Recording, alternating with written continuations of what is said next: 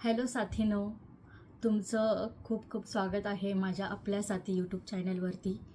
आणि आजचा हा व्हिडिओ खूप खास असणार आहे, कारण का आज सर्व महिलांसोबत मी माझा नॉर्मल डिलिव्हरीचा एक्सपिरियन्स शेअर करणार आहे.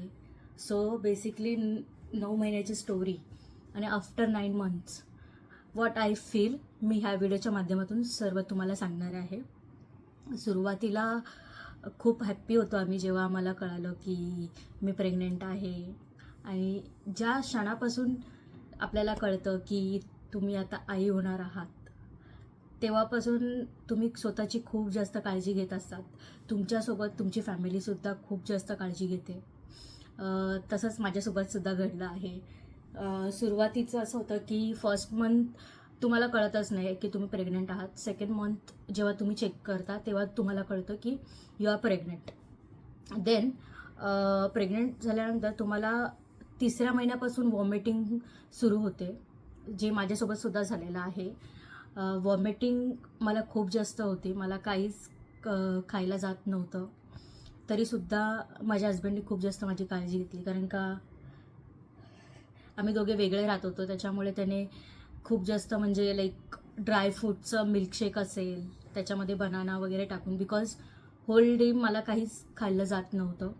आणि त्याच्या ऑफिसला जायच्या पूर्वी तो मला सर्व बनवून देत होता आणि मी ते मिल्कशेक पित होती. सांगायचं झालं तर सुरुवातीच्या 3 महिने तर तुम्हाला जास्त कळत नाही, पण 3 महिना जसं लागतो तेव्हा तुम्हाला खूप जास्त वॉमिटिंग सुरू होते आणि झोपायची इच्छा होते. माझ्यासोबतही तेच घडत होतं. मी कंटिन्यू सकाळी काम झाल्यानंतर 10 वाजता मी जशी झोपायची, डायरेक्ट संध्याकाळी उठायची. लिटरली एवढी झोप तुम्हाला येत असते. वॉमिटिंगमुळे तुमचं एवढी हालत खराब होते की सांगू शकत नाही. तुमचं वेट गेन व्हायला पाहिजे प्रेग्नन्सीमध्ये, तर वेट लॉस्ट होत जातं. माझ्यासोबत ते घडलं आणि आफ्टर 7 मंथ माझा वेट हे गेन झालं. होल प्रेग्नन्सीमध्ये मी 10 kg वेट वाढवलं होतं माझं. आणि आफ्टर डिलेवरी ते 10 kgसुद्धा रिड्यूस झालं. सांगायचा मुद्दा हाच की प्रत्येकासाठी नॉर्मल डिलेवरी ही खूप खास असते. कारण का आफ्टर डिलेवरी तुमच्या आयुष्यात खूप गोंडस असं बाळ येतं, मग ती मुलगी असो किंवा मुलगा असो. आणि तसंच मलासुद्धा मुलगी झालेली आहे. आणि आम्ही ज्या क्षणी आम्हाला कळालं की मुलगी झाली आहे, संपूर्ण फॅमिली खूप आनंदी होतं. खास करून माझे हजबंड, त्यांना मुलगीच पाहिजे होती.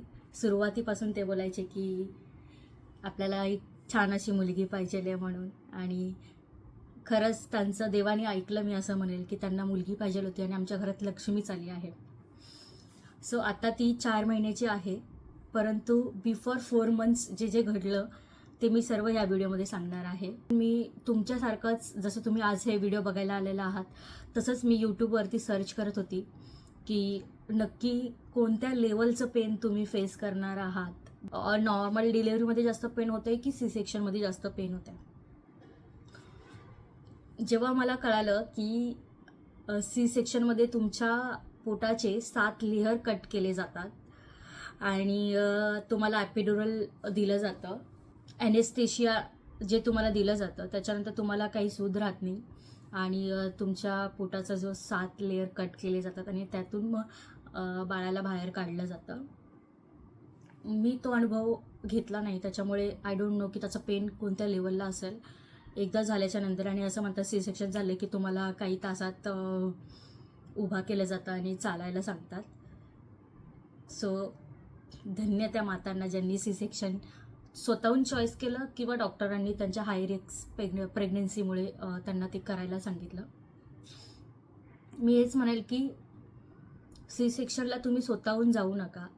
बिकॉज जर आपल्याला नॅचरल ऑप्शन दिलेलं आहे नॉर्मल डिलिव्हरीचं, so you have to go for that only. Because आधीच्या काळातसुद्धा महिला गरोदर असायच्या आणि त्यांना बिचाऱ्यांना ऑप्शन नसायचं की ठीक आहे, खूप जास्त पेन होईल म्हणून मी सी सेक्शनला जाते, किंवा माझं पर्सनल काही रिझन असेल तर मी सी सेक्शन साठी हो म्हणते. पण असं करू नका आत्ताच्या क्षणी. पण जेव्हा लोकांनी मला विचारलं की तुझं डिलिव्हरी कशी झाली, नॉर्मल की सी सेक्शन, तेव्हा मी म्हणायची की नॉर्मल झाली. आणि then people are asking me, बापरे तू एवढं कसं काही सहन केलं, कारण का आत्ताच्या मुली ह्या सहन करत नाही, त्या स्वतःहून सी सेक्शनसाठी म्हणजे सी सेक्शनला प्रेफर करतात.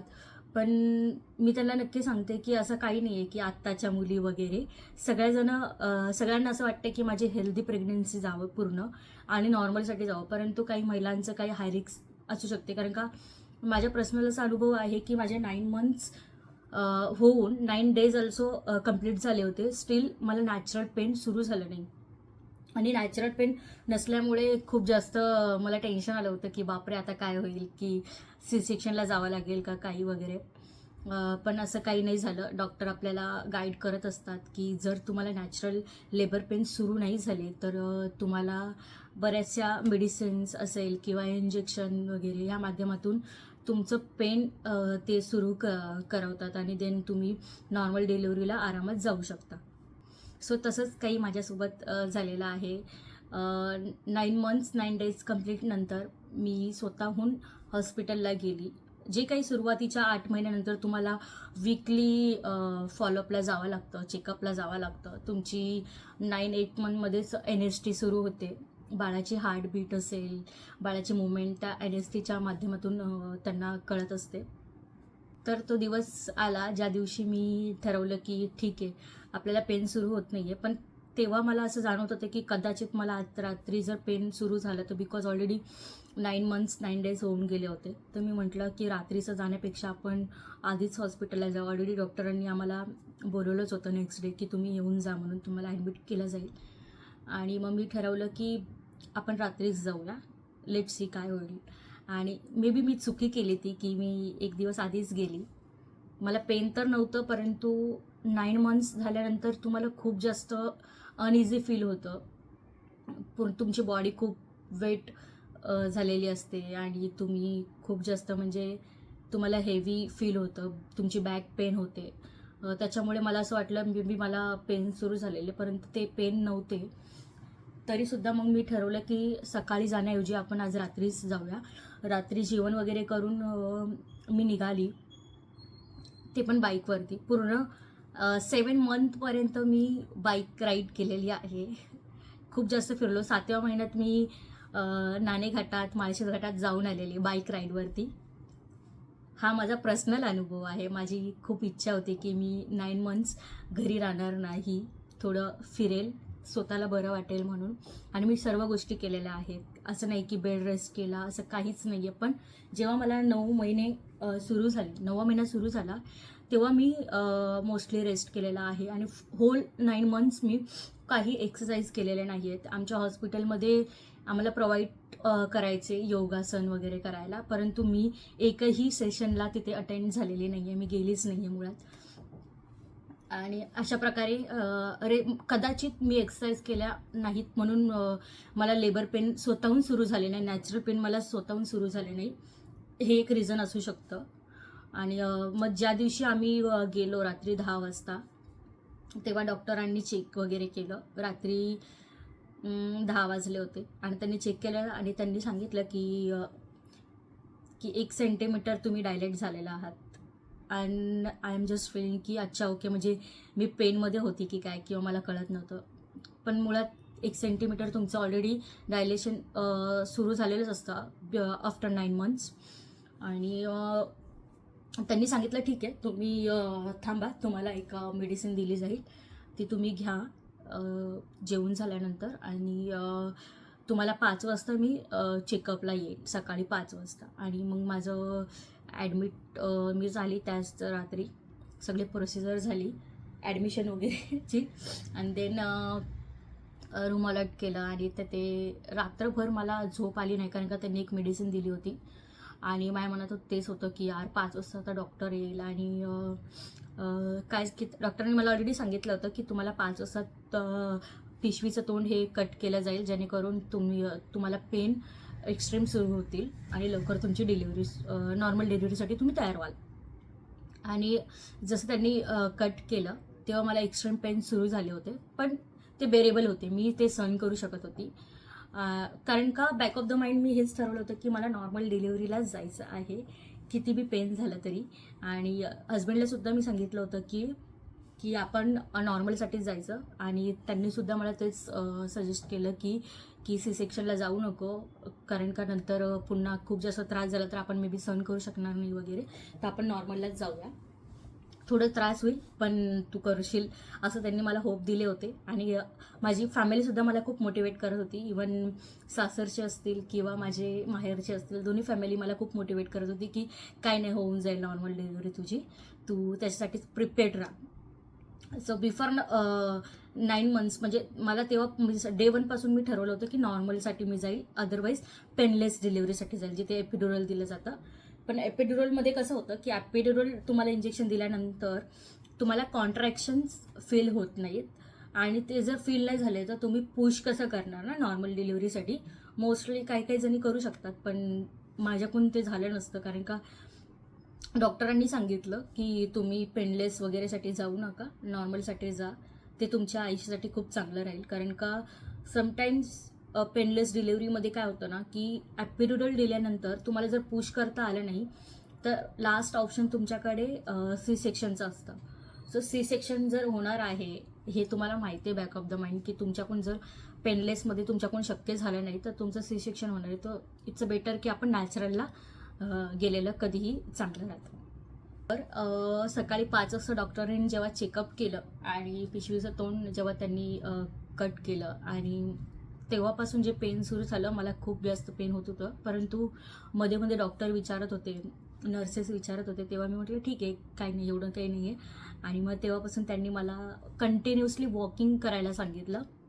वॉक करत होती माझ्यासोबत आमच्या आई होत्या, माझ्या सासू, पण त्यांना माझ्यापासून खूप लांब ठेवलं होतं. कारण का म्हणजे ऑब्व्हियसली तुमच्यासोबत जेव्हा तुम्ही डिलिव्हरीला जातात आणि तुमच्यासोबत कोणी असेल, तुमच्यासोबत हजबंड असेल, तुमची आई असेल, सासू असेल, कोणी बी असेल, तरी थोडं तरी आपण खूप इमोशनल होऊन जातो त्यांना बघून, आणि मे बी जास्त आपण हट्ट करू शकतो. त्याच्यामुळे मी ज्या हॉस्पिटलमध्ये होते त्या हॉस्पिटलमध्ये स्ट्रिक्टली सांगितलं होतं की तुमच्यासोबत जे कोणी असेल त्यांना लांबच ठेवलं जातं आणि तुम्ही एकटेच वॉक करता. डॉक्टर तुमच्यासोबत असतात, नर्स तुमच्यासोबत असते, त्याच्यामुळे काही घाबरायची गोष्ट नसते.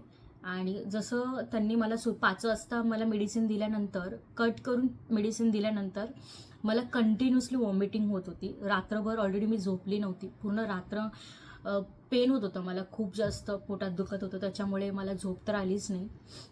1 सेकंड पण मी झोपली नसेल रात्रीचं. आणि मग सकाळी जसं वॉमिटिंग सुरू झाली तर जे काही पोटामध्ये होतं सर्व बाहेर निघालं. लिटरली कंटिन्युअसली पाण्यासारखं वॉमिट होत होतं मला. पोटामध्ये एक थेंब पण नसेल एवढं मला फील होत होतं, आणि एवढं घाण मला वॉमिटिंग होत होती. जोपर्यंत डिलिव्हर होत नाही तोपर्यंत मी वॉमिटिंगमध्येच होती, फेस करत होती वॉमिटिंग कंटिन्युअसली. आणि रात्रभर झोप आली नाही किंवा झोपली नसल्यामुळे मला ना खूप जास्त त्रास होत होता, की जसं जवळ येत होता तो काळ, तसं मला झोप येत होती. आणि शेवटी 1 वाजला, म्हणजे सकाळी 5 ते 1 मी खूप जास्त एक्स्ट्रीम पेन सहन केलं. आणि 1 वाजता मी म्हटलं की आता माझ्याकडून होणार नाही. आणि देन मी 1 वाजता ठरवलं की यार बस झालं, आता नॉर्मल डिलिव्हरी नको. पण मी नवऱ्याला सांगितलं होतं की जर मी तुझ्यासमोर हट्ट केला की मला सी सेक्शनला जायचं तरी तू हो बोलू नकोस. आणि फॅमिलीकडून पण तेवढा सपोर्ट होता की बाबा ठीक आहे, काही बोलू दे ही आपल्याला, पण आपण हिला सी सेक्शनला अलाउ करणार नाही.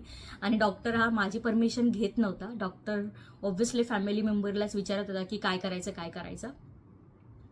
आणि मी खूप हट्ट केला मी माझ्या हस्बंडकडे की मला बस झालं, माझ्याकडून होत नाही आहे. 1 वाजलं, मी सकाळपासून पेनमध्ये आहे, ऑलरेडी रात्र पूर्ण घालवली मी याच्यामध्येच, तर मला आता सी सेक्शनला जायचं, बस झालं, काही बी कर तू, पण मला सी सेक्शनला जाऊ दे. सी सेक्शनसाठी डॉक्टरांनी हस्बंडला किंवा माझ्या फॅमिली मेंबर्सला सांगितलं की शक्य नाही, कारण का यांचा खूप म्हणजे शेवटचा मुमेंट आहे. 1च तास राहिला होता माझ्या डिलिव्हरीसाठी, आणि विचार करा तुम्ही 1 तासामध्ये किती पेन असेल.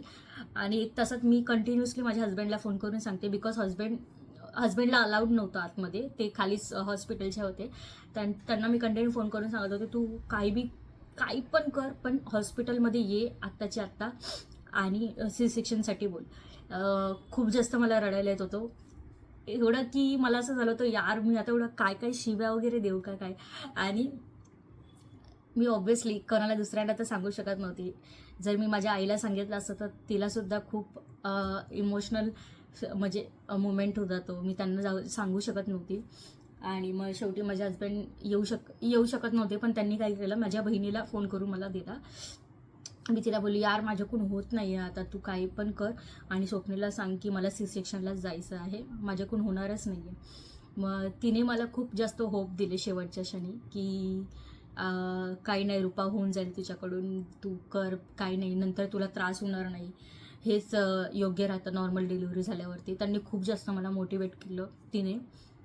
आणि देन मग मी बोलली चल जाऊ दे यार, आता जे काय होतं आहे ना फेस करूया, एवढं सहन केलं आहे ना, शेवटचा क्षण आहे, आपण लेट सी बघून घेऊया. पण तरी माझ्याकडून होत नव्हतं. मी खूप सारे फोन कंटिन्युअसली हजबंडला करत होती माझ्या. आणि शेवटी तो भांडून का होईना तो हॉस्पिटलच्या आतमध्ये आला आणि डॉक्टरांना बोलला की डॉक्टर तिच्याकडून होत नाही, आपण सी सेक्शनला जाऊया का वगैरे. पण डॉक्टरांनी सुद्धा त्यांना नाही म्हणाले, कारण का ते बोलले की नका करून, आयुष्यभरासाठी आपण विचार केला पाहिजे, एवढ्या लास्ट मोमेंटला येऊन सी सेक्शन करू नका, ऑलरेडी बेबी खाली आलेले, हे त्यांना पर्सनली सांगितलं. देन मग हजबंड गेल्यानंतर मला खूप जास्त पेन सुरू झाला होता. आणि माझी बहीणसुद्धा ऑन द वे होती, सासू ऑलरेडी सोबत होती आणि आई कॉन्टॅक्टमध्ये होती. आईचे कंटिन्युअसली फोन चालू होते आणि मला फोन अलाउड नव्हता. मी सासूचा फोन घेऊन माझ्या नवऱ्याला फोन करत होती आणि माझा फोन मी बॅगेत ठेवला होता. कंटिन्यू माझ्या मम्मीचे फोन चालू होते. मग शेवटी माझ्या आईने मला सांगितलं की त्या मोमेंटला मम्मी मंदिरात जाऊन, नवरात्र सुरू होती, 9व्या दिवशीची गोष्ट आहे. माझी मुलगी ही नवरात्रीच्या 9व्या दिवशी झालेली आहे, ज्या दिवशी महानवमी होती. आणि माझी आई म्हणाली की ठीक आहे, मग हिच्यासोबत काही तर काही कॉन्टॅक्ट होत नाही. ती हस्बंडसोबत आणि माझ्या बहिणीसोबत कॉन्टॅक्टमध्ये होती, परंतु तिने ठरवलं की मंदिरात जाऊ आणि माझ्या लेकीला एकदाचं मोकळं कर बाबा. तिने देवीला प्रार्थना केली. सो हे मला नंतर तिने सांगितलं, परंतु it's a very emotional thing, त्याच्यामुळे मी ही तुमच्यासोबत शेअर करते. सो 1 वाजता मी डॉक्टरला बोलली की माझ्याकडून होणार नाही डॉक्टर, तुम्ही मला सी सेक्शनला सी सेक्शन करा, माझ्याकडून होणार नाही आहे. 1 वाजले होते आणि डॉक्टर म्हणाले की काय नाही, आता होऊन जाईल तुमचं, 5 वाजूपर्यंत तुमची डिलिव्हरी होऊन जाईल. 5 वाजता मी म्हटलं यार माझ्याकडून होणारच नाही आहे, 1 वाजताच मला जर एवढा पेन आहे तर अजून 5 तास मी कसा काही पेन सहन करू. कदाचित मी माझ्या डोक्यामध्ये विचार होता यार मी 5 वाजेपर्यंत थांबले तर माझा जीवच निघून जाईल वगैरे, एवढा एक्स्ट्रीम पेन होत होता. आणि त्या जे कॉन्ट्रॅक्शन्स होते, एवढे स्ट्रॉंग कॉन्ट्रॅक्शन मला सुरू झाले होते की मला असं वाटलं की दॅट्स इट, आता माझ्याकडून होणार नाही. आणि मला एकतर एवढी झोप आली होती, रात्रभर झोप झाली नव्हती, दुपारचे 1:30 वाजले होते. आणि शेवटी 1:45 वाजता मला जेव्हा NST करायला आले होते, एक तर NST ते 10-10 मिनिटांनी 5-5 मिनिटांनी करत होते बेबीचे. आणि शेवटी जेव्हा NST करायला आले तेव्हा त्यांना रिअलाईज झालं की NST तर हिच्याकडून होणारच नाही आहे सहन करणं. परंतु जेव्हा त्यांनी चेक केलं तेव्हा कळालं की 10 सेंटीमीटर डायलेट झालेलं आहे. आणि त्यांनी मला OTमध्ये घेऊन गेले. तेव्हा खूप जास्त पेन मला सुरू होत होते, मला झोपवत पण नव्हतं त्या बेडवरती. आणि मी सुरुवातीला पुश करायचा प्रयत्न केला, खूप पुश केले, 1-2 पुश केल्यानंतर तरी पण माझ्याकडून होत नव्हतं. 3 पुश मला जे येत होते एकदम स्ट्रॉंग कॉन्ट्रॅक्शन्स, मी ते पुश करत होती एकदम. आणि देन नर्सेस आल्या आणि त्यांनी माझ्या पोटावरती असं दाब देऊन बेबीला असं बाहेर काढलं. त्याच्या खूप क्रिटिकल सिच्युएशन होती माझ्या आयुष्यात, मी कधीच विसरणार नाही. ज्या क्षणी बाळ झालं तेव्हा मला रिलीज झालं की यार किती म्हणजे अवघड गोष्ट आहे. आणि जेव्हा मला कळालं की मुलगी झाली आहे तर मी खूप हॅप्पी होती, कारण का विचार नव्हता केला मुलगी होईल का मुलगा होईल, पण वॉट एव्हर इट इज, जेव्हा कळालं मुलगी झाली, मी मनात हेच विचार केला यार माझे हस्बंडला किती आनंद होईल जेव्हा कळेल की मुलगी झाली, बिकॉज ही वॉन्ट की आपल्याला एक गर्ल हवी. देन नॉर्मल डिलिव्हरी झाली किंवा सी सेक्शन होऊ किंवा नॉर्मल होऊ, तुम्हाला स्टिचेस पडतातच. आणि ते स्टिच करत असताना बेबी माझ्यासमोर होती आणि मी जस्ट तिच्याकडेच बघत होती, काय स्टिच करताय, तेवढं दुखत होतं. परंतु जे लेबर पेन असतात ना, त्याच्या कम्पॅरिझननी तुमचं जे स्टिचेस करतात ते काहीच नाही आहे, काहीच नाही आहे. त्याच्यामुळे त्याला घाबरू नका. मी सुरुवातीला त्याच गोष्टीला घाबरत होते की यार कट करून तुम्हाला ते तिथे टाके पडतात आणि ते टाक्याला जास्त पेन होईल किंवा काय, पण ते पेन बेरेबल असतात as compare to contractions. In the OT बेबीला फीड मी केलं फर्स्ट टाईम, बिकॉज डॉक्टरांनी विचारलं की तुम्ही फीड करू शकता का. एका साईडला माझे टाके लागत होते आणि एका साईडला माझ्या बेबीला मी फीड करत होती. So I can tell you this feelings किती इमोशनल असते. मला विचार केला तरी खूप वेगळ्याच फिलिंग्स येतात. शेअर नाही करू शकत तुम्हाला त्या फिलिंग्स. जेव्हा तुमची डिलिव्हरी होते तेव्हा तुम्हाला मोस्टली अर्ध्या तासामध्ये नॉर्मल डिलिव्हरीचं पण तुम्हाला पुश करून तुम्ही बेबीला बाहेर करून परत तुमचे टाकेसुद्धा लागलेले असतात, परंतु ते तुम्हाला 1 ते 1.5 तास ओटीमध्ये ठेवतात. मध्ये ऑब्झर्वेशनसाठी ठेवतात आफ्टर डिलिव्हरी की जास्त ब्लिडिंग वगैरे तर होत नाही ना, baby is healthy or not, सगळ्या गोष्टी चेक केल्यानंतर तुम्हाला तुमच्या रूममध्ये शिफ्ट केलं जातं. आणि रूममध्ये शिफ्ट आफ्टर 2 आवर्स नंतर मला त्यांनी रूममध्ये शिफ्ट केलं. आणि सुरुवातीला सासूच होती माझ्या रूममध्ये आणि त्या खूप खुश झाल्या, कारण का जसं माझ्या नवऱ्याला मुलगी पाहिजे होती तसंच माझ्या सासरच्या सर्व लोकांना मुलगी हवी होती, खास करून माझ्या सासूला, कारण का त्यांच्या घरी फक्त मुलंच आहेत, माझे हस्बंड असेल आणि त्यांचे भाऊ, तर त्यांनासुद्धा मुलगी नाही आहे. त्याच्यामुळे त्यांना पहिल्यापासून असं होतं की रुपालीला मुलगी झाली पाहिजे आणि त्यांची ती इच्छासुद्धा पूर्ण झाली की मला मुलगी झाली आणि त्या खूप आनंदी होत्या. आणि तेव्हा मला बाळाला शिफ्ट केलं आणि देन पाठोपाठ मला पण बेडवरती शिफ्ट केलं. आणि नंतर माझ्या हस्बंडला, माझी बहीण, हस्बंड सगळेजण आले. सो मी तुम्हाला तेच सांगते की नॉर्मल डिलिव्हरी ही इझी नाही आहे, ऑब्व्हियसली इझी नाही आहे, पण जसं तुमचं बेबी बाहेर येतं त्याच्यानंतर तुम्ही खूप जास्त रिलॅक्स असता. सी सेक्शनचा मला अनुभव नसल्यामुळे मी सांगू शकत नाही, पण ज्या गोष्टी मी बघितलेल्या आहेत सी सेक्शनबद्दल, तुमच्या पोटाचे 7 लेयर्स कट केले जातात आणि ते स्टिच केल्यानंतर तुम्हाला खूप सारं पेन होतं. सी सेक्शन नंतर मे बी फिडिंग करता येत नाही बेबीला, तर तो अनुभव खूप वेगळा असेल मे बी प्रत्येक आईचा, पण तसं माझ्या बाबतीत झालेलं नाही आहे. नॉर्मल डिलिव्हरीमुळे मला खूप जास्त रेस्ट मिळाला आणि मी खूप लवकर रिकवर झाले.